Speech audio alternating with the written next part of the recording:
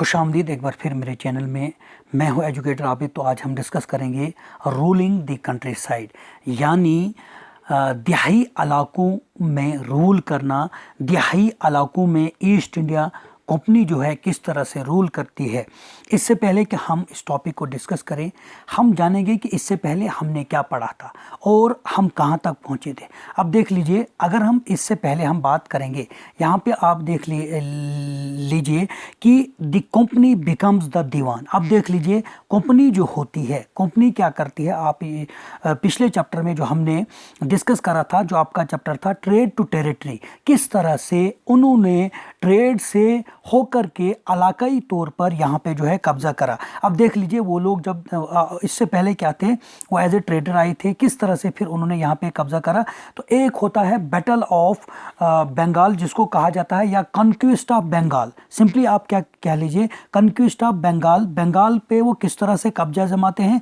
एक तो वो पहली लड़ाई वो क्या लड़ते हैं, जिसको हम बैटल ऑफ प्लेसी कहते हैं, जो 1757 में रॉबर्ट क्लू और सिराजुद्दौला जो नवाब था, कहाँ का था, बंगाल का था, उन दोनों के दरमियान में होती है, और जिसमें सिराजुद्दौला जो है वो हार जाते हैं। अब देख लीजिए, दूसरी लड़ाई जो इसमें होती है वो है बैटल ऑफ बक्सर, जो 1764 में लड़ी जाती है, और जिसमें एक तरफ से ट्रिपल अलायंस यानी कि नवाब होते हैं, मुगल अंपायर होते हैं, और इसमें जो है मीर कासिम भी होता है, और शाह आलम जो सेकंड है वो भी होता है। यानी कि ट्रिपल अलायंस एक तरफ से होते हैं, और दूसरी तरफ से जिसको मनरू मेजर मनरू जिसको कहा जाता है, वो उस वक्त अंग्रेज़ों की तरफ थे।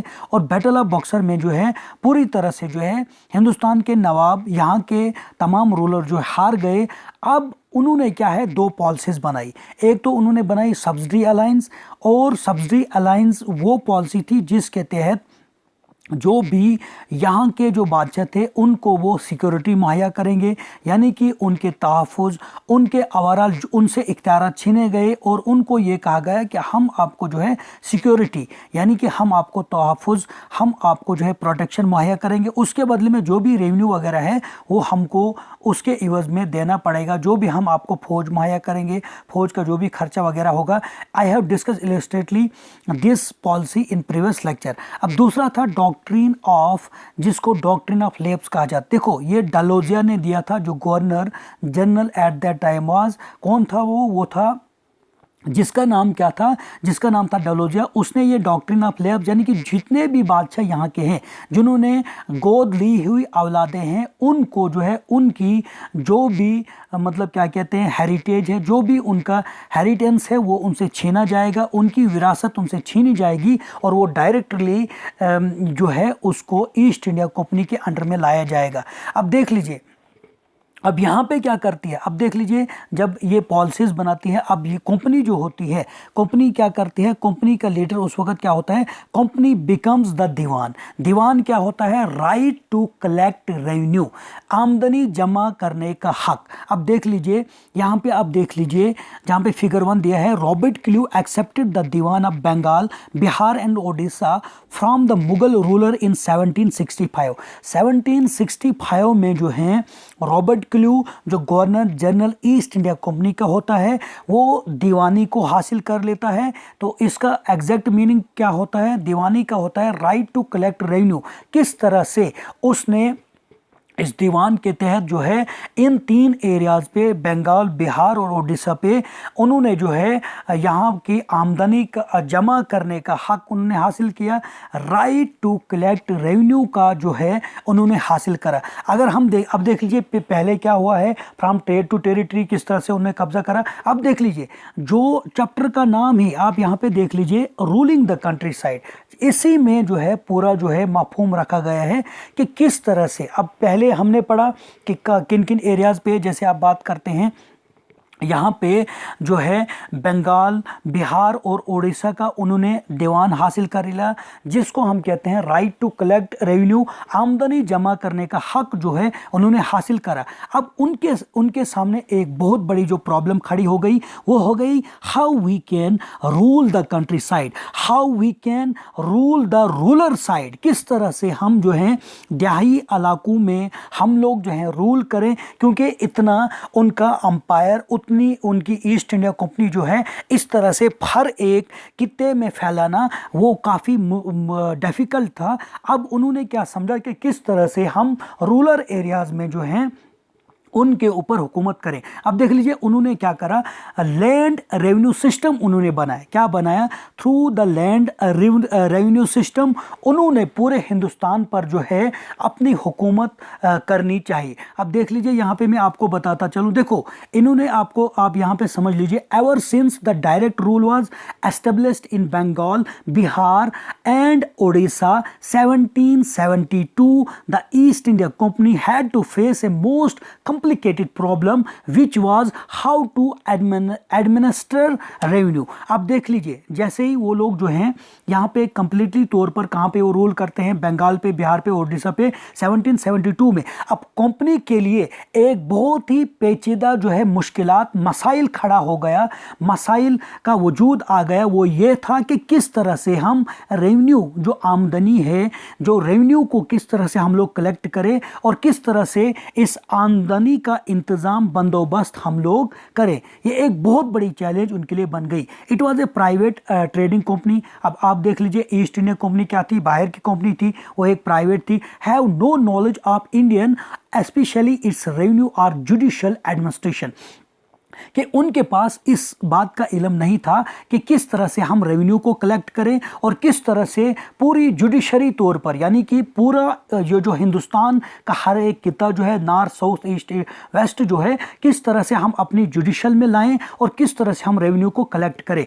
इन 1772 Warren Hasting the governor general lease the right to collect the revenue to highest bidders for 5 years. अब देख लीजिए 1772 में यहाँ का गवर्नर जनरल जो था वो था वारन हेस्टिंग। उसने क्या करा, उसने लीज पे right to collect the revenue, यानी कि लीज क्या होता है, उसने क्या करा, पट्टा पे यानी कि ठेके पे उन्होंने इस चीज़ की बोली 5 साल के लिए लगाई गई कि किस को, मतलब जो प्राइवेट लोग ठेके पे दे दिया, यहाँ के जिम्मेदार लोग थे, यहाँ के बाकी जो लोग थे उनको ठेके पे दे दिया कि आपको 5 साल के लिए फलानी एरिया जो है ठेके पे है, लेकिन आपने वहाँ का जो है रेवेन्यू जो है वो कलेक्ट करना है, एज ए बोली पे दे दिया।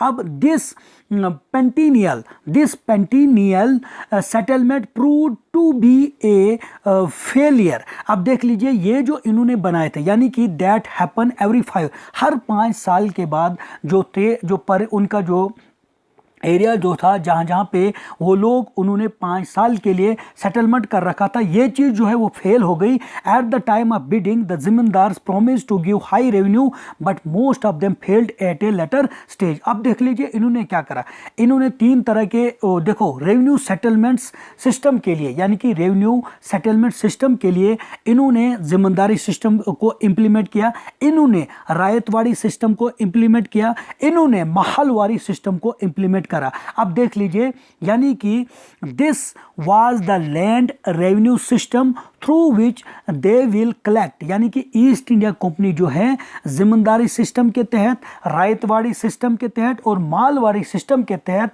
वो जो है हर किते से अपना क्या करेगी, लगान हासिल करेगी, अपना महसूल हासिल करेगी, अपना आमदनी का टैक्स जो है वो उसका हासिल करेगी। अब देख लीजिए लैंड रेवेन्यू सिस्टम उन्होंने कौन कौन बनाया, एक तो बनाया परमानेंट सेटलमेंट, जिसको हम लोग क्या कहते हैं, द जिम्मेदारी सिस्टम। देख लीजिए जैसे ही उन्होंने जो है डायरेक्टली बंगाल और आपका जो है बिहार और आपका ओडिशा पर जो ही उन्होंने कब्जा करा, अब वो लोग पूरे हिंदुस्तान में, यानी कि रूलिंग टू कंट्री साइड वो रूल करना चाहते थे, लेकिन उनका सबसे बड़ी प्रॉब्लम क्या आ गई कि किस तरह से हम लोग जो हैं लैंड रेवेन्यू सिस्टम जो है इसको हम लोग जो हैं रिफॉर्म करें, इस लोग जो हैं इसकी हम किस तरह से हम लैंड रेवेन्यू को इम्प्लीमेंट करें। तो इन्होंने कुछ सिस्टम बनाए, जैसे पहले मैंने आपको क्या कहा, द जिम्मेदारी सिस्टम। जिम्मेदारी सिस्टम क्या होता है, इसको हम परमानेंट सिस्टम भी कहते हैं। Introduce in Bengal, Bihar, Odisha and district of Banaras and northern district of the Madras by the lord Cornwallis in 1793 में। देखो लॉर्ड कॉर्नवालिस ने इसको कब इंप्लीमेंट करा, 1793 में, बिहार, बंगाल, ओडिशा में, जिसको हम लोग जिम्मेदारी सिस्टम कहते हैं, या इसको हम क्या कहते हैं, इसको हम परमानेंट सेटलमेंट कहते हैं। John Shore plan this, it declared zamindars as the owners of the land. अब देखो इन्होंने क्या करा, देखो पहला था zamindari system, who was zamindars were the owner of the land, hence they would keep 1/11 of the revenue collected to the themselves, while the British got a fixed share of the 10th 11th of the revenue collected. The जिम्मेदार्स were free to fix the rent। अब देख लीजिए यहाँ पे क्या है, इन्होंने जिम्मेदार system को यानी कि उन लोगों को दिया, उनको क्या कहा उन्होंने, you are the owner of the land, लेकिन आपने यहाँ पे जो है 1/11 यानी कि आपको 1/11 यहाँ पे जो है रेवेन्यू कलेक्ट करना है, और उसमें 10th 11th आपने क्या है हमको देना है। और इसके अलावा जो भी जिस भी तरह से आप लोग यहाँ पे जो है पॉलिसी बनाएंगे, किस भी तरह से आप लोग कलेक्ट करते हैं, ज़्यादा लोगों कम हो, आपकी अपनी मर्जी है।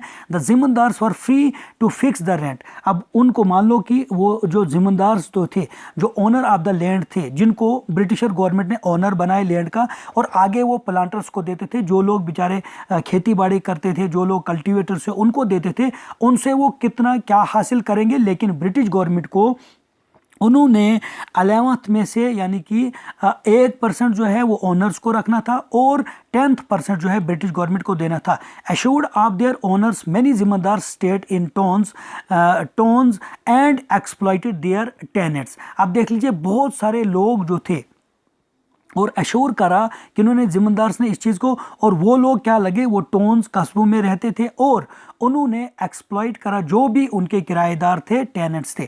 और दूसरा सिस्टम कौन सा है, वो है आपका राइतवाड़ी सिस्टम। देखो मैं आपको लैंड रेवेन्यू कलेक्ट करने के लिए इन्होंने 3 तरह के जो है लैंड रेवेन्यू सिस्टम बनाए। एक बनाया जिम्मेदारी सिस्टम, जो लोग जिनको उन्होंने ऑनर्स बनाए। अब दूसरा हम पढ़ेंगे राइतवाड़ी सिस्टम। क्या होता है, राइतवाड़ी सिस्टम होता है पेजेंट्स के लिए। किन के लिए, रायत का मतलब ही होता है पेजेंट्स, जो लोग किसान थे उनके लिए कौन कौन सी किस तरह से उन्होंने उनसे कहा कि आप कैसे कलेक्ट करोगे रेवेन्यू का। अब यहाँ पे देख लीजिए ryotwari system introduce in Mumbai, Madras and Assam. अब देख लीजिए कहाँ पे रायतवाड़ी सिस्टम इन्होंने इम्प्लीमेंट करा, इन्होंने मुंबई, मद्रास और असम में करा, और जिसको लॉर्ड मनरो और चार्ल्स रीड ने रिकमेंडेड करा। उसके बाद in this a direct settlement was made between the government and the ryot cultivators. अब यहाँ पे इन्होंने किन लोगों को ओनर, देखो अगर हम करेंगे जिम्मेदारी सिस्टम में उन्होंने ओनर बनाया था, किनको बनाया था, जो उन्होंने मतलब ओनर बनाए जिम्मेदार्स को। लेकिन रायतवाड़ी सिस्टम में डायरेक्ट उन्होंने किसानों को ही क्या बनाया, उनको ओनर बनाया। और वही लोग जो है, रायत कौन होता है, रायत होता है पेजेंट, जो लोग किसान वगैरह थे उनको ही बनाया उन्होंने। लेकिन ये रायतवाड़ी सिस्टम उन्होंने मुंबई, मद्रास और आसाम पे इंप्लीमेंट करा। The revenue was fixed for a period not exceeding 30 years. कम से कम 30 साल तक, 30 साल से ऊपर जो है एक फरमान, यानी कि उन्होंने क्या करा, इस पॉलिसी को 30 साल तक बनाया गया। On the basis of the quality of the soil and the nature of the crop, soil और नेचर ऑफ द क्रॉप्स के बेस पे उसको बना। It was based on the scientific rent theory of the, जिसको रिकार्डो ने दिया था। The position of the cultivators become more secure, but the rigid system of the revenue collection often forced him into the clutches of the money lenders। लेकिन ये जो है ये policy भी काफ़ी जो है खतरनाक। मान लो अगर फसल नहीं बनी तो उनको जितना वो रखा गया था, उनके ऊपर फिक्स्ड रेवेन्यू रखा गया था। वो कैसे, मान लो अगर फसल खराब हो गई तो क्या होगा।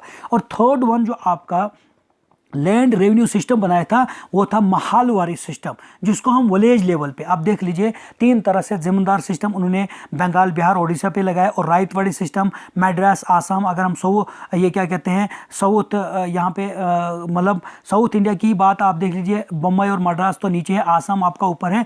लेकिन उसके बाद उन्होंने महालवारी सिस्टम को इंप्लीमेंट करा। Modified version of the zamindari settlement introduce in the Gangas valley और नॉर्थ वेस्ट फ्रंटियर्स, जो उन्होंने बनाया था parts of the central India and Punjab.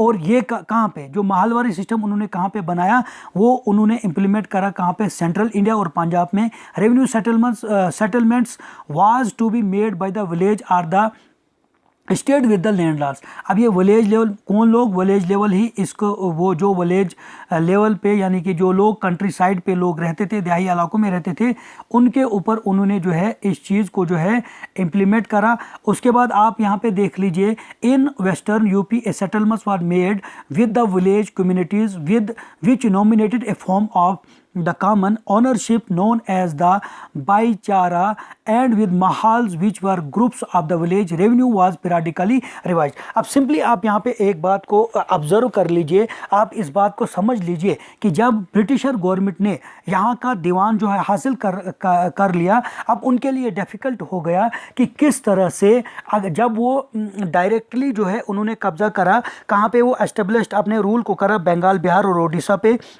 लेकिन अब कंपनी के लिए एक बहुत बड़ी चेतावनी, एक बहुत बड़ी चैलेंज बन गई, एक बहुत बड़ी मुश्किलात बन गई कि किस तरह से हम रेवेन्यू को एडमिनिस्टर करें। इसके लिए उन्होंने तीन लैंड रेवेन्यू सिस्टम बनाए, जिसमें मैंने आपको कहा जिम्मेदारी सिस्टम। जिम्मेदारी सिस्टम में क्या है, मतलब जो जिम्मेदार जो थे, जो बड़े बड़े मतलब जो लोग थे, उनको उन्होंने ओनर ऑफ द लैंड बनाया। राइट वाली सिस्टम में पेजेंट्स को ही डायरेक्टली उन्होंने पेजेंट्स को ही बनाया। और जिम्मेदारी सिस्टम कहाँ पे का, बंगाल, बिहार और ओडिशा पे। और राइट वाली सिस्टम कहाँ पे था, बम्बई, मद्रास और आसाम में। और महल वाली सिस्टम क्या था, विलेजेस में, जहाँ पे हम पहले क्या कहते हैं, पंजाब की बात करते हैं, सेंट्रल इंडिया की बात यूपी में। तो इस तरह से उन्होंने क्या बनाया, लैंड रेवेन्यू सिस्टम, क्योंकि उनके ऊपर एक बहुत बड़ी प्रॉब्लम ये आई थी। Let's begin your chapter. अब यहाँ से आगे, इससे पहले क्या था, अब देख लीजिए हमने क्या करा, पीछे क्या क्या हमने देखा। अब देख लीजिए, the company becomes the diwan. अब जो है दीवान क्या है, दीवान उन्होंने हासिल कब करा था, 1765 में थ्रू द मुगल अंपायर उन्होंने इसको दीवान को हासिल करा। और दीवान क्या होता है, राइट टू कलेक्ट रेवेन्यू, यानी कि आमदनी जमा करने का हक जो है ब्रिटिश ईस्ट इंडिया कंपनी जो है उन्होंने हासिल करा। और वो उसके तहत जो है डायरेक्टली कहाँ कहाँ पे उन्होंने बिहार, बंगाल और उड़ीसा पे जो है डायरेक्टली वो जो है उसका जो भी क्या कहते हैं लगान, मासूल और आमदनी वो वहाँ से हासिल करने लगे। ऑन 12 अगस्त 1765 the Mughal empire appointed the East India company as the diwan of Bengal. अब देख लीजिए 1765 में मुगल एम्पायर ने उनको अपॉइंट करा एज ए दीवान, यानी कि right to collect revenue Bengal पर। The actual event most probably took place in Robert Clive tent with a few Englishman and Indians as witness.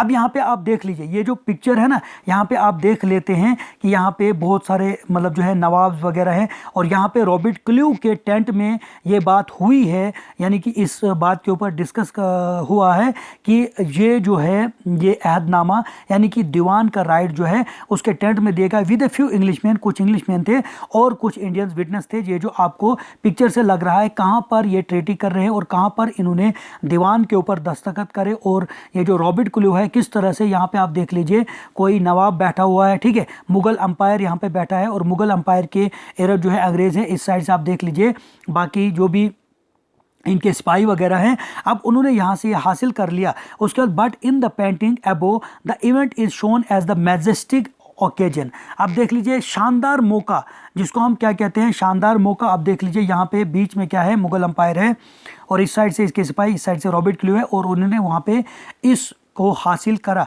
Taking place in A grand setting, काफ़ी इसमें setting की गई, मतलब क्या क्या इन्होंने इस दीवान में लिखा गया। The painters was commissioned by the Clive to record the memorable events in the Clive life. अब देख लीजिए रॉबर्ट क्ल्यू ने एक पेंटर्स को अपॉइंट करा, उसको जो है उसने क्या है ओहदेदार बनाया कि आप लोग जो भी यहाँ पे हो रहा है, जो कि रॉबर्ट क्ल्यू के दौरान में जो कुछ भी चीज़ें हो रही हैं, जिस भी तरह से वो लोग काम कर रहे हैं, उनको आपने कलमबंद करना है। The grant of Deewani clearly was one such event in the British imagination. और ब्रिटिश बरतानवी तख्लीक में दीवान की जो गराहट जो थी वादा तौर पर जो है अपना एक अहम मौका जो था, एक अहम वाक़ा था ये दीवान हासिल करना ईस्ट इंडिया कंपनी का। As diwan the company become the chief financial administrator of the territory under its control. अब देख लीजिए, जो भी फाइनेंशियल यानी कि एज ए फाइनेंस मिनिस्टर उनको तैनात किया गया। जो भी रेवेन्यू यहाँ से निकलता है वो कलेक्शन की पावर किनके पास, ये जो बंगाल की टेरिटरी है ये डायरेक्टली ईस्ट इंडिया कंपनी जो है वहाँ से कलेक्ट करने लगी दीवान के तहत। Now it had to think of the administering the land and organise its revenue resources. This had to be done in a way that could be yield enough revenue to meet the growing expenses of the company। अब यहाँ पे आप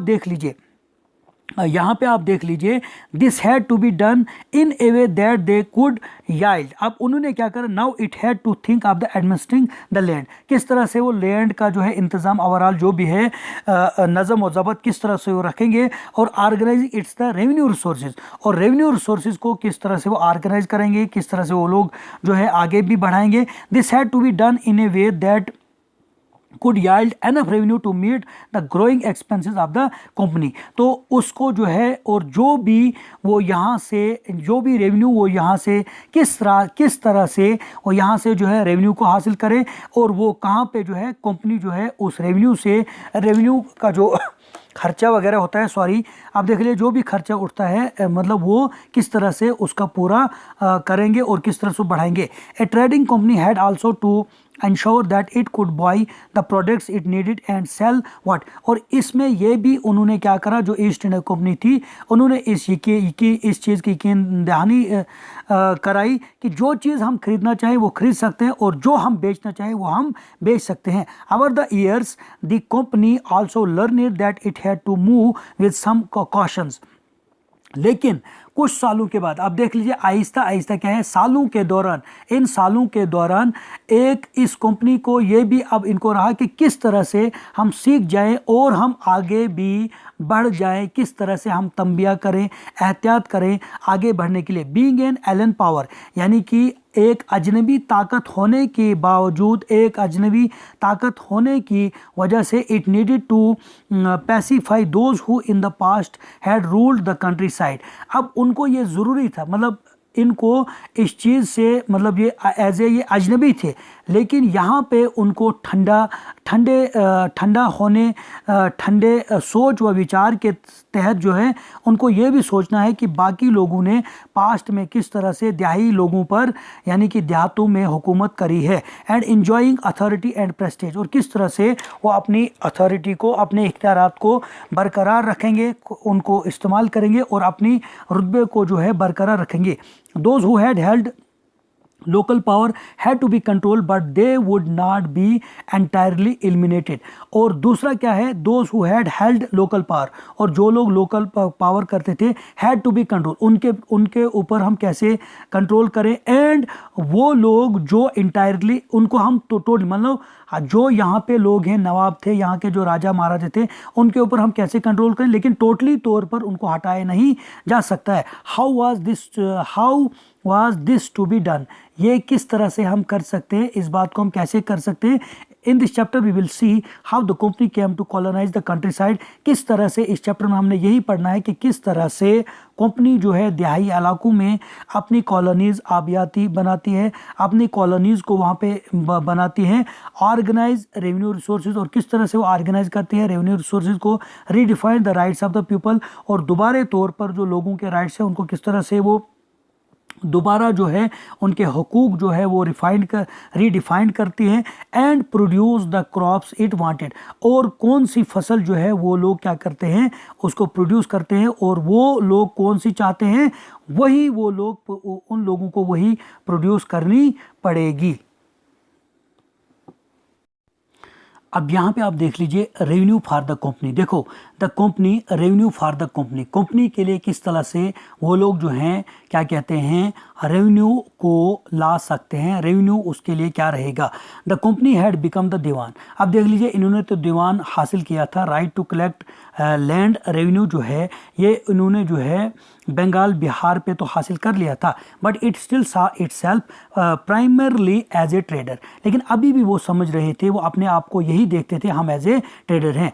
it wanted a large revenue income but was unwillingly to set up any regular system of assessment and collection। वो चाहते थे कि revenue जितना हो सके मतलब वो हासिल करना चाहते थे, लेकिन कि उनको ये मर्जी नहीं थी, वो एक प्रॉपर जो है सिस्टम रेगुलर तौर पर जो वो इम्प्लीमेंट नहीं करना चाहते थे। किसके लिए? जो वो रेवेन्यू कलेक्ट करते थे।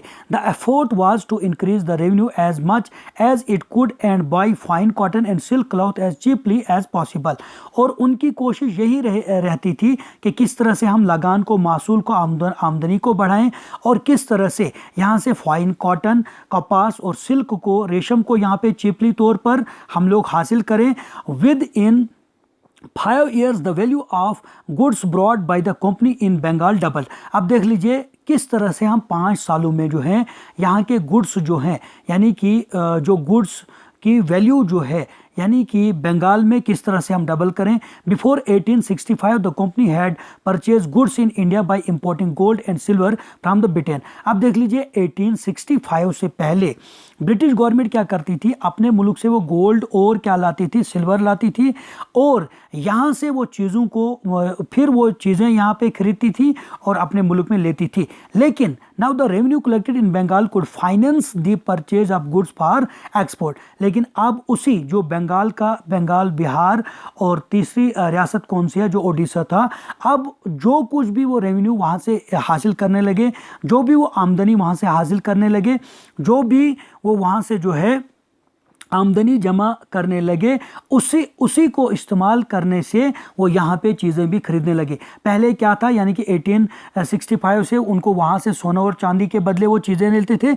लेकिन जैसे ही द रिवोल्ट ऑफ 1857 होता है, अब उन्होंने क्या करा, जो उनको जब उन्होंने राइट टू दीवानी जब उन्होंने हासिल करा, उसके तहत वो जो है 3 स्टेटों पे, यानी कि सिंपली आज तो स्टेट है, वेस्ट में बंगाल, बिहार और उड़ीसा पे वो लोग जो है डायरेक्टली तौर पर क्या कलेक्ट करने के लिए रेवेन्यू, और उसी के उनको मतलब उनको परचेज और जो भी चीज़ें यहाँ से परचेज करनी पड़ती थी उसी रेवेन्यू से वो खरीदने लगे। Soon it was clear that the Bengal company was facing a deep crisis. अब देख लीजिए जो बंगाल की जो soon it was clear that the Bengal economy, जो बंगाल की माशत जो थी, ये बहुत बड़े बहरान में काफ़ी गहरा, मतलब काफ़ी बहरान यहाँ पे था। किसकी? जो बंगाल की इकोनॉमी थी।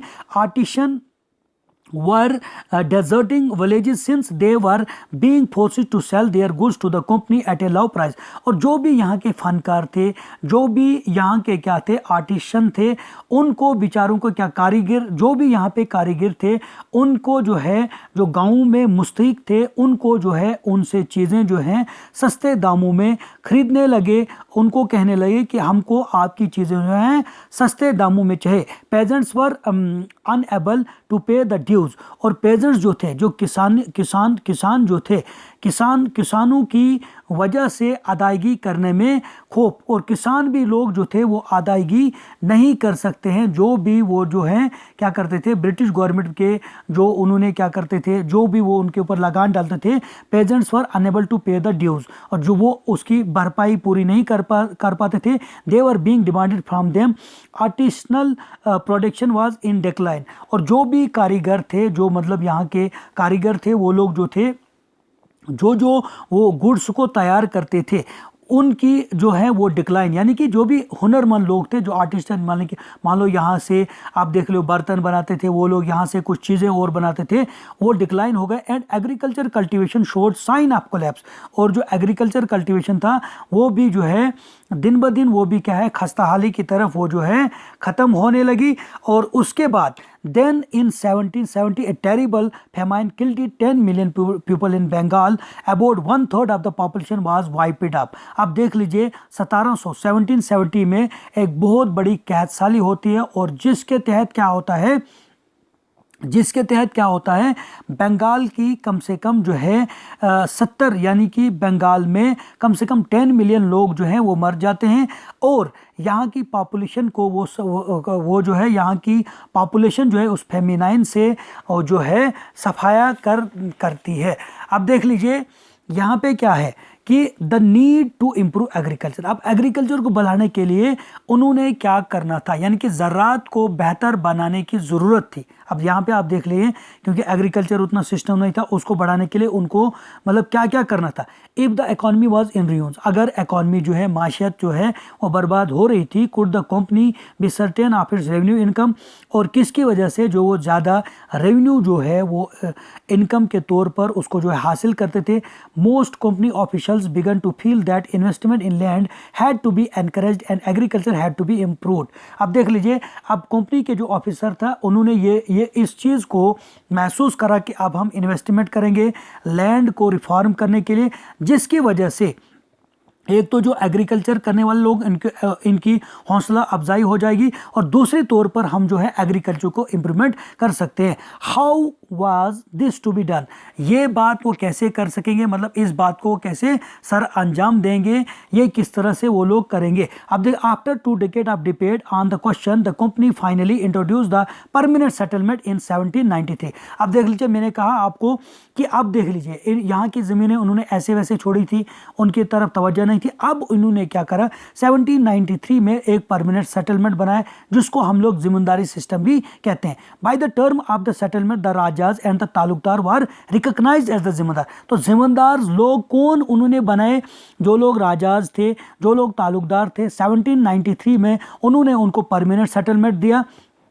और उनको रिकॉग्नाइज करा एज ए, यानी कि परमानेंट सेटलमेंट के तहत जो है वो लोग रेवेन्यू हासिल करना चाहते थे। They were asked to collect rent from the peasants and pay revenue to the company. अब तालुकदार और जो राजाज थे, जिसको हम लोग क्या कहते हैं, जिम्मेदार सिस्टम कहते हैं, जिसको उन्होंने परमानेंट सेटलमेंट राजाओं और तालुकदार के लिए बनाया, और जिसके तहत वो राजा और महाराजा पर जिम्मेदारी सिस्टम के तहत वो लोग जो हैं किसानों से रेवेन्यू को कलेक्ट करेंगे और कंपनी को देंगे। The amount to be paid was fixed permanently, और ये फिक्स्ड करा गया that it was not to be increase ever in future. तो फ्यूचर में ये टैक्स जो है ये इसको इंक्रीज नहीं किया जाएगा। It was felt that this would ensure a regular flow of revenue into the company offers and at the same time encourage the zamindar to invest in improving the land. अब इससे ये महसूस ये करते थे कि हमारी एक रेगुलर जो है रेवेन्यू महसूल जो है आमदनी कंटिन्यू रहेगी, और वो ये कहना था कंपनी के ऑफिसरान का। और वो ये भी इन्होंने क्या करा, जो जिम्मेदार लोग हैं वो इसमें इन्वेस्टमेंट कर सकते हैं, इन्वेस्टमेंट कर सकते हैं लैंड को इम्प्रूवमेंट करने के लिए। Since the revenue demand of the state would not be increase, the zamindar would benefit from increase production from the land. अब देख लीजिए, ये रेवेन्यू जो है इसकी डिमांड जो है ये काफ़ी क्या है, मतलब revenue demand of the state would not be increase, ये नहीं बढ़ी। यानी कि जहाँ जहाँ पे उनने जिम्मेदारी सिस्टम, जहाँ पे तालुकदार को, राजाओं को अंडर द जिम्मेदारी सिस्टम रखा था कि आप लोग जो है कलेक्ट करिए यहाँ से रेवेन्यू को, लगान को, मासूल को, आमदनी को और कंपनी को दे दीजिए, लेकिन ये चीज़ नहीं बढ़ी। The zamindar would benefit from increased production from the land, लेकिन जिम्मेदार जो थे वो बेनिफिट उनको फ़ायदा हो रहा था जब वो प्रोडक्शन, जो ज़मीन में अगर प्रोडक्शन बढ़ जाएगी तो उससे जो है ज़मींदार को फ़ायदा होगा, अदरवाइज नहीं होगा। अब देख लीजिए द प्रॉब्लम, अब प्रॉब्लम वजूद में क्या आ गई, कौन सा मसाइल खड़ा हो गया। The permanent settlement however created problem. अब ये परमानेंट सेटलमेंट, जिसको हम जिम्मेदारी सिस्टम भी कहते हैं, जिसको इन्होंने कब इम्प्लीमेंट करा था, 1793 में। अब ये एक बहुत बड़ी प्रॉब्लम बन गई। Company officials soon discovered that the जिम्मेदारी were in fact not investing in the improvement of land। अब देख लीजिए, जो जिम्मेदार ऑफिशियल का ये इन्होंने इस चीज़ को खोजा कि अब ये जिम्मेदार जो हैं ये इसमें इन्वेस्टमेंट नहीं करेंगे और ये इम्प्रूवमेंट इस चीज़ ज़मीन को नहीं कर सकते हैं। The revenue that had been fixed was so high that the zamindar found it difficult to pay. अब देख लीजिए, जो रेवेन्यू कंपनी ने फिक्सड रखा था, ये जो जिम्मेदार वो नहीं देख सकते थे, लेकिन उनके लिए ये जो है अब देखो, पहले मैंने आपको जिम्मेदारी सिस्टम क्या था, उन्होंने फिक्सड करा था 1/11 तो फिक्सड रखा था। अब ये जिम्मेदार के ऊपर डिपेंड था कितना वो कमाएंगे कितना, लेकिन कंपनी को जो है 10/11% जो यानी कि 11th में से 10% कंपनी को ही देना था। लेकिन ये फिक्सड जो उन्होंने जिम्मेदारी सिस्टम रखा, इससे जो है जिम्मेदार जो थे, तालुकदार और राजा जो काफ़ी प्रॉब्लम जो है फेस करने लगे। By the first decade of the 19th century the situation change. आप देख लीजिए, मतलब 19th सेंचुरी के दौरान जो है, पहली जो कुछ सदियाँ, मतलब इस दौरान जो है काफ़ी ये सिचुएशन चेंज हो गई। The prices in the market rose and the cultivation slowly expand. अब देख लीजिए प्राइजेस मार्केट में काफ़ी बढ़ने लगा और कल्टीवेशन जो है, कल्टीवेशन भी, खेती बाड़ी भी बढ़ने लगी। This meant an increase in the income of the जिम्मेदार but no gain for the company since it could not increase in revenue demand that they had fixed permanently। अब फसल तो बढ़ने लगी, यानी कि इनकम जो है जिम्मेदार की बढ़ने लगी, लेकिन ये उतनी भी नहीं गेन हो गई कि वो इससे जो है कंपनी का लगान जो उन्हें फिक्स करा था वो भर सके। इवन द जिम्मेदार did not have an interest in improving the land, लेकिन ज़िम्मेदार को भी ये इस चीज़ का इंटरेस्ट नहीं था कि वो जो है इम्प्रूव करेंगे लैंड की। सम हैड लॉस्ट देयर लैंड्स, कुछ ज़िम्मेदार, जो ज़िम्मेदार सब कौन है, हु वर ज़िम्मेदार, ज़िम्मेदार स्वरता तालुकदार एंड द राजाज, जिनको ये परमिशन, जिनको एज ए अपॉइंट करा था ईस्ट इंडिया कंपनी ने कि आप लोग जो है इस तरह से यहाँ पे जो है जो कुछ भी यहाँ से उगता है उसको आप लोग कलेक्ट करिए, यानी कि रेवेन्यू कलेक्ट करे और कंपनी दे दिए, और 1/10 जो है यानी कि 10% आपको कंपनी देना है और 1% आप खुद रख सकते हो। लेकिन इसकी वजह से जब उन्होंने खेती बाड़ी में जो लैंड थे उसको इम्प्रूवमेंट नहीं करा, तो ब्रिटिशर ने, ईस्ट इंडिया कंपनी ने क्या करा, उसकी वजह से वो कुछ लैंड्स लॉस हो गए। In the early years of the settlement other now saw the possibility of earning without the trouble and risk of investment, और दूसरों का ये भी वो ये देखते थे कि बगैर कुछ इन्वेस्टमेंट करने के लिए, बगैर कुछ ट्रबल के ही हम यहाँ से कुछ जो है हासिल करने चाहिए, और बगैर रिस्क के, बगैर इन्वेस्टमेंट के ही हम यहाँ से ज़मीन से हासिल करने चाहिए लगान। लेकिन as long as the zamindars could give out the land to tenants, अब जो है ज़िम्मेदार्स क्या है, किराए पर उस ज़मीन को देने लगे जो राजाज थे, जो तालुकदार थे, एंड गेट रेंट, अब उनसे रेंट हासिल करने लगे। They were not interested in the improving of the land, और ये भी कारण नहीं हो सकता था कि इससे वो लैंड को जो है अपना क्या करेंगे, वो लोग जो हैं उससे अपना रेवेन्यू जो है हासिल कर सके। On the other hand in the villages the cultivators found the system extremely operated, और जो लोग गाँव में रहते थे और वहाँ का भी जो निज़ाम था, यानी कि गाँव में जो लोग थे वहाँ पे भी उनको जो है काफ़ी प्रॉब्लम आ रही थी, यानी कि जो काश्तकारी निज़ाम को इंतहाई जाबराना तौर पर वहाँ पे जो है काफ़ी वो लोग प्रॉब्लम कर रहे हैं, उनको भी problem. On the other hand in the village, यानी कि विलेजेस में कल्टीवेटर्स जो थे वो भी काफ़ी तौर पर, शदीद तौर पर वो भी बर्बादी की तरफ वो लोग जा रहे थे, वहाँ पे भी काफ़ी खेती बाड़ी नहीं होती थी। The rent he paid to the zamindars was high, अब वो जो गांव में रहते थे लोग, जिनको जिम्मेदार्स ने, जिनको राजाज और जो क्या कहते हैं तालुकदार ने, जिनको अपॉइंट करता ब्रिटिश ईस्ट इंडिया कंपनी ने, उन्होंने अब किराए पे किनको दिया,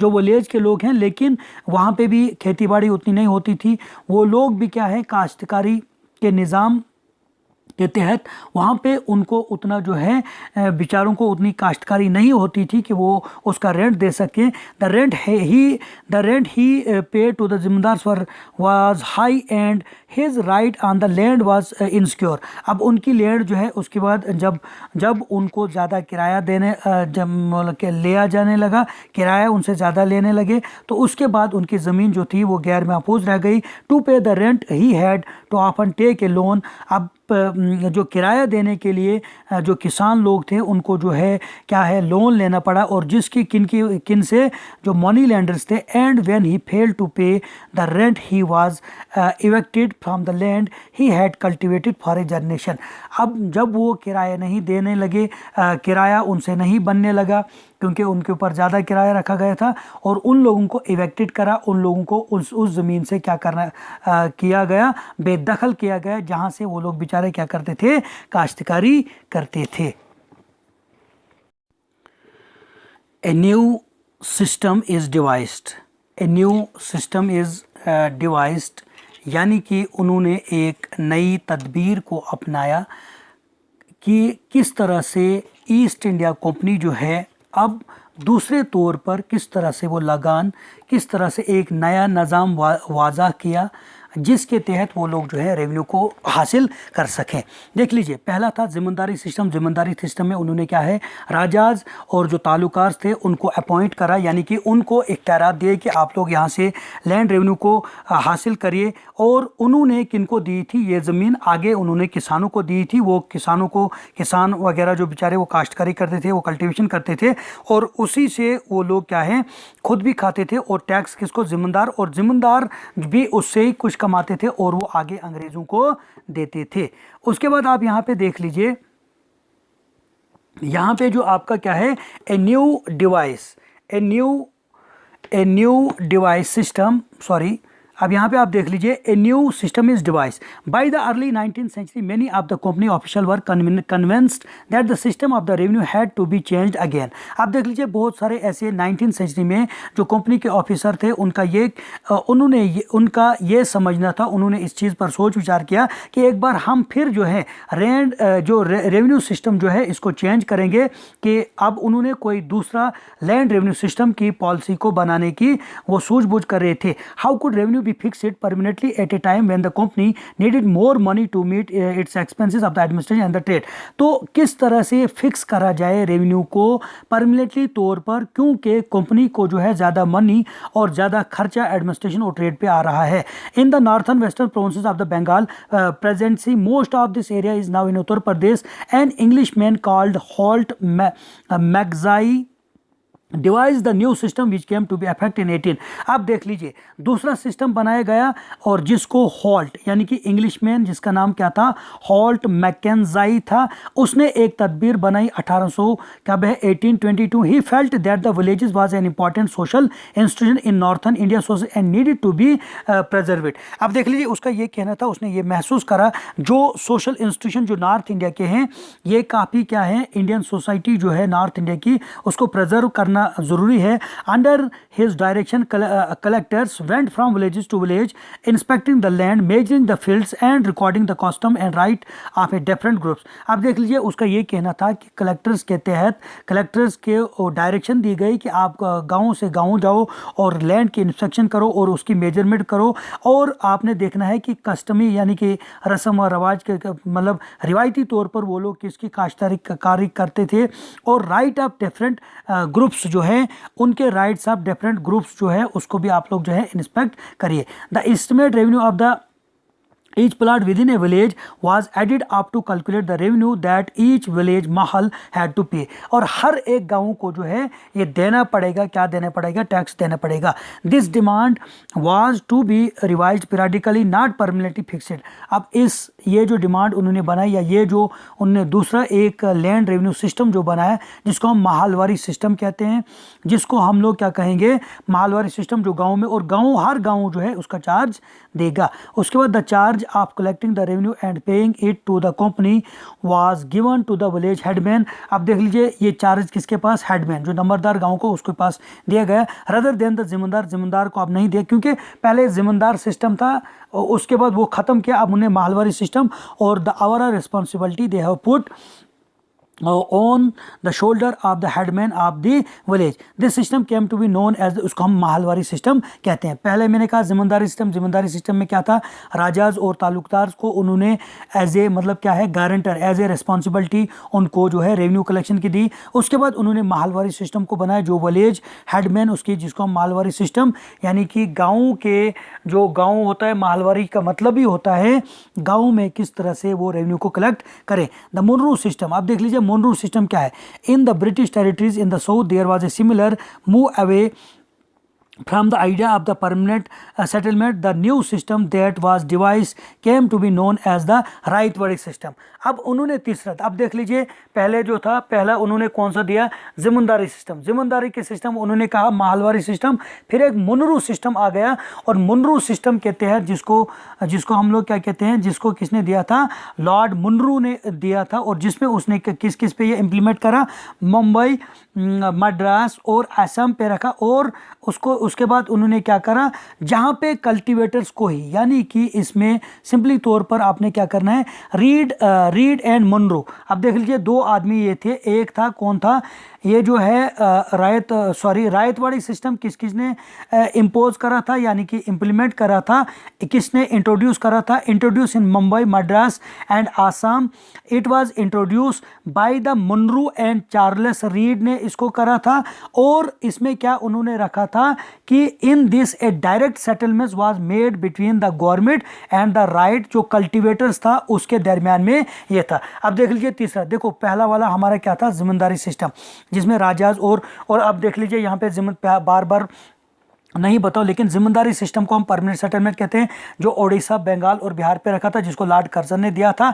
उसमें उनको 1/10 देना पड़ता था। उसके बाद माहलवारी सिस्टम जो था, माहलवारी सिस्टम अभी हमने पढ़ा सेंट्रल इंडिया और पंजाब वगैरह में, यूपी वगैरह में ये था, जिसको हम जहाँ पे हेड ऑफ द जो विलेज है वही कलेक्ट करेगा। और राइतवाड़ी सिस्टम में क्या है, जिसको मुंबई, मद्रास और आसाम में इंट्रोड्यूस करा गया। लॉर्ड मुनरो और चार्ल्स रीड ने इसको क्या करा था, इंट्रोड्यूस करा था। और इसके तहत क्या था, direct settlements was made between the government and the राइत। राइत क्या होता है, जो कल्टिवेटर्स। अब यहाँ पे आप देख लीजिए, जो भी कल्टिवेटर्स है, यहाँ पे क्या है, Read and Munro felt that in the south there were no traditional जिम्मेदार, the settlement they are good, they had to be made directly with the cultivator ryots who had tilled the land. और जो लोग जो है हाल मतलब खेती बाड़ी को जोतते हैं, उनसे ही उन्होंने डायरेक्ट जो है इंप्लीमेंट करा। ये था आपका दूसरा। देखो 3 तरह के, अब देख लीजिए कि ब्रिटिश गवर्नमेंट को क्या प्रॉब्लम है, किस तरह से हम यहाँ पे रेवेन्यू जो है कलेक्ट कर। उन्होंने जिम्मेदारी सिस्टम बनाया, जिम्मेदारी सिस्टम के बाद उन्होंने क्या बनाया, माहलवारी सिस्टम, फिर उन्होंने रायत। तो जिम्मेदारी सिस्टम में कौन कलेक्ट कर रहा था, जिम्मेदारी सिस्टम में, जिसको आप लोग परमानेंट सेटलमेंट कहते हैं, उसमें कौन कलेक्ट करता था आपका रेवेन्यू, वो करते थे आपके राजाज, और जो भी राजाज और तालुकदार जो थे वो करते थे। लेकिन उसके बाद माहलवारी सिस्टम आ गया। तो माहलवारी सिस्टम आपने देखा कि माहलवारी सिस्टम जो है उसमें जो है हेड ऑफ द विलेज करेगा। उसके बाद रायतवाड़ी सिस्टम में कौन करेगा, जो कल्टीवेटर्स थे उन्हीं के तहत वही कल्टीवेटर्स करेंगे, और वही रायत उनको कहा गया, वही उसका कलेक्ट करेंगे। अब देख लीजिए ऑल वाज नॉट वेल। अब देख लीजिए जितनी भी इन्होंने पॉलिसियाँ बनाई, मतलब you can say that how many types of the land revenue system they had made, our all the 3 had fail. यानी कि जिम्मेदारी सिस्टम भी फेल हो गया, रायतवाड़ी सिस्टम भी फेल हो गया, आपका माहलवारी सिस्टम भी फेल हो गया। Within a few years after the new system were impose, it was clearly that all was not well with them, driven by the desire to increase the income from land revenue official fixed too high revenue demand.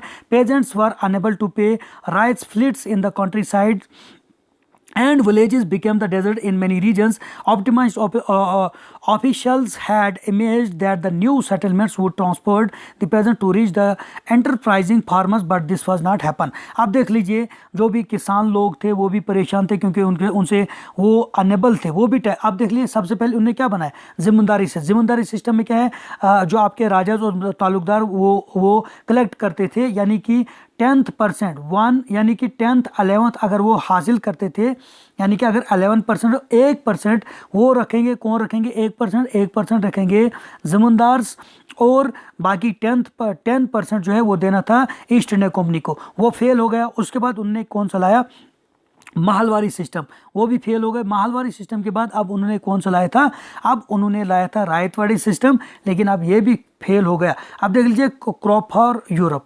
अब Europe के लिए किस crop का होना जो ज़रूरी था, अब देख लीजिए यूरोपियन में कौन सी क्रॉप जो है वहाँ पे चल रही थी। The British also realise that the countryside could not only yield revenue. अब देख लीजिए जो दिहाई इलाके जो हैं, कंपनी ने ये रियलाइज़ किया, ब्रिटिशर ने ये महसूस किया कि वो सिर्फ जो है रेवेन्यू ही नहीं निकाल सकते हैं, बल्कि it could also grow the crops that European required. अब उन्होंने सिर्फ लगान ही के लिए वो लोग जो है काम नहीं करेंगे, खेती बाड़ी नहीं करेंगे। जो लोग कंट्री साइड देहाती इलाकों में रहते हैं, अब उनको जो है मतलब जो यूरोपियन ममालिक में जो ईस्ट इंडिया कंपनी यानी कि ब्रिटिशर को जिस या यूरोप ममालिक में जिस खेती बाड़ी की ज़रूरत है, जिस काश्तकारी की वहाँ पे ज़्यादा डिमांड है, वही वो लोग करेंगे, सिर्फ जो है रेवेन्यू के लिए। यानी कि अब आप देख लीजिए वो लोग क्या थे, जो भी पेजेंट्स थे वो खेती बाड़ी करते थे, खुद भी खाते थे, उसका टैक्स भी देते थे, उससे कंपनी भी जो भी उनके ऊपर ठेकेदार होते थे वो भी खाते थे और कंपनी भी खाती थी। लेकिन अब कंपनी ने क्या करा, सिर्फ ये लोग जो है सिर्फ टैक्स नहीं देंगे, बल्कि जो फसल हम कहेंगे उगाने के लिए वही उगानी पड़ेगी।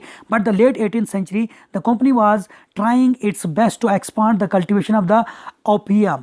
अब देख लीजिए इन्होंने कंपनी ने क्या करा, अब उन्होंने कौन सा फसल को उगाना शुरू किया, जिसको हम लोग क्या कहते हैं, अफीम को और इंडिको को क्या है, इंडिको है एक तरह का जो नीले रंग का पेड़ जिससे हम जो है कुदरती नीले रंग का एक पेड़ पौधे होते हैं जिनसे हम नीले रंग इस्तेमाल करते हैं। यानी कि पहला क्या है अफीम और दूसरा इंडिको को वो प्लांट करेंगे। अब देख लीजिए यहाँ पे क्या है, in the century and a half that followed, मतलब कुछ सेंचुरी के लिए उन्होंने इस चीज़ को माना। The British persuaded or the forced cultivators in the various part of India to produce other crops, और दूसरे एरियाज में उन्होंने जूट इन बंगाल को रहा, टी इन आसाम को, sugarcane in United Provinces को, नव उत्तर प्रदेश, वीट इन पंजाब को, कॉटन इन महाराष्ट्र एंड, और बाकी एरियाज में इस तरह की फसलें ब्रिटिशर ने कहा कि आप लोग उगाएंगे। अब देख लीजिए यहाँ पे does colour have a history. अब देख लीजिए इसकी हिस्ट्री क्या है, तो इसकी भी आप देख लीजिए कि हमारा जो कलर है यानी कि इंडिको जो है, on the right is a flora cotton printed, ये जो आपको यहाँ पे दिया गया है ये है a Morris cotton print late 19th century England. आप देख लीजिए a kalamkari print 20th century India में, देख लीजिए आप कैसा था और यहाँ पे किस तरह का था। तो इसकी भी कलर की भी एक बहुत बड़ी क्या है हिस्ट्री। आप देख लीजिए the blue that you see in that prints, अब ये पिक्चर्स के बारे में दिया जो ऊपर दी गए हैं ये आप देख लेना। अब देख लीजिए आपके पास क्या है, why the demand for the Indian Indigo को क्यों डिमांड थी, देखिए ये इसलिए थी क्योंकि इसकी डिमांड जो थी, इंडिगो की जो प्लांट्स हमारे पास था ये ज़्यादातर जो सेंट्रल एशिया है ना वहाँ पे इसकी काश्तकारी की जाती थी, और इसकी हर मुल्क में, अगर आप इटली की बात करेंगे, फ्रांस की बात करेंगे, ब्रिटेन की बात करेंगे, इससे जो है इंडिगो से वहाँ पे डाई वगैरह की जाती थी, और इसकी डिमांड जो थी काफ़ी यूरोपियन ममालिक में थी। लेकिन आप देख लीजिए इसका प्लांटेशन जो था ये काफ़ी जो था उन फसलों पे किया जाने लगा, वहाँ उन एरियाज़ में किया जाने लगा जहाँ पे हम बाकी फसलें करते थे। तो ये थी डिमांड, क्यों डिमांड थी, why the demand for the Indian Indigo, क्योंकि इसकी काफ़ी जो है यूरोपियन ममालिक में इसकी डिमांड थी। अब देख लीजिए ब्रिटेन टर्न्स टू इंडिया, अब वो क्यों वापस आ गए, फिर बरतानिया ने भारत का रुख कर लिया, क्यों कर दिया, आप देख लीजिए faced with the rising demand of the indigo in Europe the company in India looked for way to expand the area under the indigo cultivation from the last decades of the 18th century. Indigo cultivation in the Bengal expand rapidly and Bengal indigo came to dominate the world market in 1788 only about 30% of the indigo transport in the Britain was from the इधर। अब यहाँ पे आप लोग देख लीजिए इस चीज़ को, आप यहाँ पे ऑब्जर्व कर लीजिए कि अब यहाँ पे इंडिगो की जब फसलें करें, अब बाहर मार्को आप देख लीजिए इसी की जो है इसी इंडिगो की जो है कल्टीवेशन कहाँ पे है, यूरोपियन ममालिक में भी की जाने लगी। लेकिन यहाँ के जो था ये ओरिजिनल क्वालिटी में था, इसकी ज़्यादा डिमांड वहाँ पे थी। अब देख लीजिए हाउ वाज इंडिगो कल्टिवेटेड, इसको कैसे करा जाता था कल्टिवेटेड। देखिए there were two main system of indigo cultivation, एक था निज और रायत। With the system of the niche cultivation, the planter produce indigo in the lands that he directly control। निज के तहत यानी कि दो तरह, एक तो निज था एक था राइट वाली सिस्टम, तो निज के तहत वो लोग इसको इंडिगो को लगाते थे जिनकी अपनी खेती, जो डायरेक्टली उनकी खेती थी वो इनके अंडर में थी। लेकिन he either bought the land or rent it or he either bought the land. आप देख लीजिए जो लोग राइट था, he either bought the land or rented it from the जिम्मेदार and produce indigo by directly employed hired labours. या वो क्या करते थे, वो इस लैंड को किराए पे लेते थे और उसका जिम्मेदार से वो लेते थे और इस पे जो है डायरेक्टली तौर पर वो एम्प्लॉय रखते थे, वो उससे जो है खेती बाड़ी करते थे। द प्रॉब्लम विद द निजी कल्टीवेशन, क्या कौन सी प्रॉब्लम आ गई, तो अब ये इसमें आप देख लीजिए। उसके बाद आपका जो है यहाँ पे जो है मतलब Indigo on the land of the rights, तो किस तरह से राइट वाली जो हमारे क्या कहते हैं जो किसान लोग थे, जो लोग क्या करते थे, जो कल्टीवेटर से किस तरह से वो जो है इंडिगो को राइट्स में जो है वो उसकी जो है खेती बाड़ी करने लगे। उसके बाद आप लोग देख लीजिए इसमें क्या है कि the blue rebellion and the after. अब देख लीजिए अब क्या होता है, अब देख लीजिए लास्ट पॉइंट। अब देखो इंडिगो जो है यहाँ पे इंडिगो की जब जिम्मेदारी करने लगे, इंडिगो की यहाँ की जब कल्टीवेशन करने लगे, तो इससे कौन से बात जो है वजूद में आ गई और बाद में किस तरह से एक बहुत बड़ा जो है रेबेलियन हो गया। अब यहाँ पे आप देख लीजिए एक तो देखो ब्रिटिश गवर्नमेंट क्या थी, East India company. In March 1859 thousands of ryot in Bengal refuse to grow indigo. अब देख लीजिए ये इंडिगो जो था, जो एक पेड़ था कुदरती नीले रंग का था, इसको उगाने में जो है ये जो राइट्स यहाँ के थे, यहाँ के किसान जो थे, कल्टीवेटर्स थे, काफ़ी प्रॉब्लम जो है फेस कर रहे थे। उन्होंने क्या कर लिया 1859 में इसकी कल्टीवेशन करने से बंगाल में क्या करा, उन्होंने रिफ्यूज़ करा, उन्होंने इनकार करा कि अब जो है हम यहाँ पे इसकी खेती बाड़ी नहीं करेंगे, एज द रेबिलियन सेपरेट। और वहीं से बगावत शुरू हो गई। राइट्स रिफ्यूज टू पे रेंट टू द प्लांटर्स। और राइट्स जो थे, जो लोग कल्टीवेटर्स थे, जो इसकी खेती करते थे, उन्होंने, जो लोग काश्तकार थे, जो लोग प्लांटर्स थे, उनको उन्होंने जो है क्या करा, उन्होंने बंद कर दिया कि अब हम आपको टैक्स वगैरह नहीं देंगे। ठीक है, उसके बाद आप यहाँ पे देख लीजिए जो काश्तकार वगैरह थे उनको उन्होंने क्या करा, उनको बंद कर दिया। अब देख लीजिए यहाँ से जो है as the rebellion separate and attacked indigo factories armed with the swords and spear. मतलब तरह तरह से उन्होंने जो है जहाँ पे इंडिगो की फैक्ट्रियाँ थी उन पे यहाँ के किसानों ने क्या करा, हमला कर दिया अलग अलग औजारों से। जो औरतें थी उन्होंने भी अलग अलग हिसाब से जो है, मतलब ईस्ट इंडिया कंपनी के जो जहाँ जहाँ पे इंडिगो जो था खेती करी जाती थी वहाँ पे उन्होंने हमला करा। Those who worked for the planters were socially boycotted. और जो लोग प्लांटर्स के लिए, काश्तकारों के लिए जो काम, उनको बाइकाट करा गया। और and the gomasthas agent of the planters who came to collect rent were beaten up. और जो लोग गोमाथास थे, गोमाथास वो लोग होते थे जो रेंट को कलेक्ट करते थे, उनको मारा गया। Ryots swore they would no longer take advance to sown indigo or nor be bullied by the planters lathiyals. अब देख लीजिए, सिंपली आपको ये ऑब्जर्व करना है कि क्योंकि इंडिगो जो है एक कास्टली खेती बाड़ी थी, इससे काफ़ी इफेक्ट जो है यहाँ की खेती पर पड़ने लगा। और इसके तहत जो है इन्होंने रिफ्यूज़ करा। और एक बहुत बड़ा जो है जिसको हम द ब्लू रेबलन कहते हैं, और ये यहाँ पे जो है उठता है। ठीक है, तो यहाँ तक जो है आई हैव डिस्कस, तकरीबन मैंने जो है ओवरव्यू आपको इस चैप्टर का दिया। जो आपका चैप्टर जिसका नाम क्या है, जिसका नाम है रूलिंग कंट्री साइड। तो सबसे पहले मैंने आपको यही बात बताई कि दे हैव मेड 3 तरह के कि उन्होंने जब यहाँ का दीवान हासिल करा बिहार, बंगाल और उड़ीसा पे, अब उनको ये थी कि किस तरह से हम जो हैं कंट्री साइड पे, दिहाई इलाकों में हम लोग बाकी साइडों पे किस तरह से हुकूमत करें। और कौन कौन से ऐसे उन्होंने कितने बनाए, मतलब how we can collect revenue from the countryside. The British, or simply you can say East India Company, had made 3 land revenue system, ज़िम्मेदारी सिस्टम, मालवारी सिस्टम और रायतवाड़ी सिस्टम। और उनके तहत जो किस तरह से वो ये जो है तमाम फेल हो गए। और फाइनली आगे उन्होंने किस तरह से क्या करा, फाइनली आगे उन्होंने किस तरह से इंडिगो को प्लांटेशन करने के लिए बताया। और किस तरह से जो है इसमें जो है किसानों को, यहाँ के पेजेंट्स को, कल्टीवेटर्स को गुस्सा आ गया और उन्होंने एक बहुत बड़ी बगावत शुरू कर दी।